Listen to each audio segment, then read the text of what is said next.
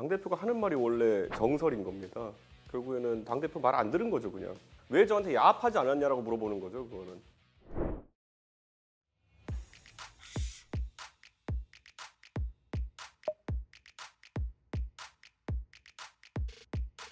여성징병제는 제도에 대한 겁니다. 그런데 여성징병제가 지금 시행될 수 있는 환경인가가 첫 번째고, 두 번째로는 대한민국의 모든 정치인을 통틀어 가지고 이준석과 하태경만이 여성 희망복무제를 저희가 제시하면서 오히려 여성이 군에 복무할 수 있는 그런 길을 열겠다는 정책을 냈던 사람들이거든요.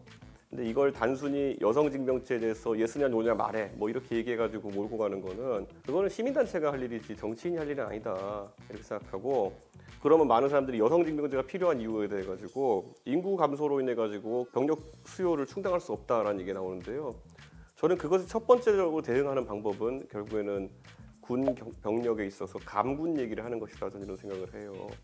지금 가장 문제되는 것은 120kg 정도의 고도비만인 사람도 윤석열 정부에서 군대 끌고 가겠다 했던 것이거든요.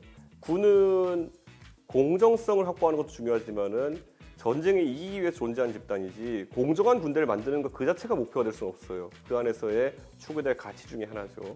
그래서 저랑 하태경 의원 같은 경우에는 지원병으로 무조건 여성도 복무할 수 있는 길을 열어주고, 대신 남성은 징집대가 되고 있으니까 군 가산점이나 그에 따른 보상을 철저히 하자로 저희는 관점을 정한 것이고, 이게 사실 정치인들이 내놓은 현실적 대안 중에서 가장 앞서 있는 대안이에요.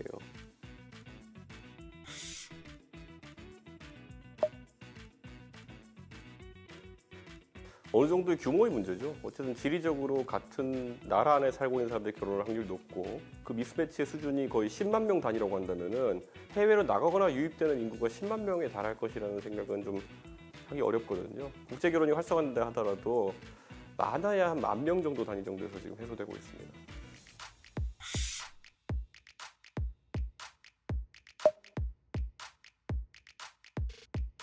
당 대표가 레드팀이라는 게 아니라 당 대표가 하는 말이 원래 정론이고 거기에 대해서 다른 의견이 돼야 되는 것인데, 당 내에서 그 질서를 용납하지 않았던 거죠. 당 대표가 무슨 말을 했을 때 거기에 대해서 기존의 관성이나 아니면 누구에게 잘 보이기 위해 가지고 결국에는 당 대표 말 안 들은 거죠, 그냥. 당 대표가 당원들의 총의를 모아 선출된 사람이기 때문에 그 사람이 하는 말이 원래 당의 입장이기 때문에 당 대표가 내부 총질을 할 수가 없어요. 당 대표가 하는 말이 원래 정설인 겁니다.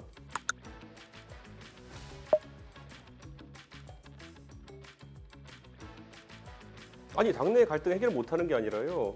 그 사람들이 바라는 세상, 그러니까 결국에는 줄 서가지고 공천받는 세상을 받아들이면 저랑 갈등이 있을 일이 없어요.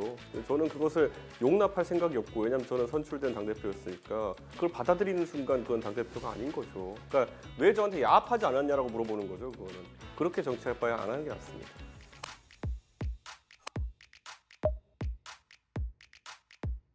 기본적으로 영부인이 의전을 어느 정도까지 받을 수 있느냐, 그 독립행동을 어느 정도 할 수 있느냐, 그런 것들을 정해야겠죠. 예를 들어 미국 같은 경우에는 영부인들이 힐러리도 과거에 본인이 능력이 있었으니까 여러 정책의 입안 과정에 특임을 맡아서 참여하기도 했고요. 사실 지금 내려는 그런 제안이 김건희 여사의 특정에서 내려는 것도 아니에요. 영부인 또는 여성 대통령이면 그 부군 이렇게 해가지고 능력 있는 사람들이 기여할 수 있는 방법도 있을 텐데, 그게 지금 법적인 게 명확하지 않거든요. 어떤 자리에 배석할 수 있는지, 어떤 권한을 가질 수 있는지 이런 것들을 정해야 되고, 사실 지난 정권에서도 보면은 저는 약간 의아했던 것이 문다혜 씨가 자식과 함께 청와대에서 거주하면서 과연 저런 의전을 받고 청와대에 얹혀 사는 게 옳냐, 이런 논란이 있었거든요. 저는 그것도 굉장히 심각한 문제라고 봅니다. 그러니까 저는 이런 것들을 제도적으로 저희가 정확히 해놓지 않으면 나중에 사람에 맞춰가야 되거든요.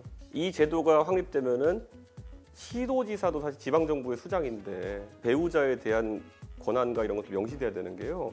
실제 지난번에 대선 과정에서 경기도지사 와이프였던 김혜경 씨의 그런 권한과 예를 들어 수행 직원을 두는 것이 옳냐, 이런 것에 대한 논란이 있었잖아요.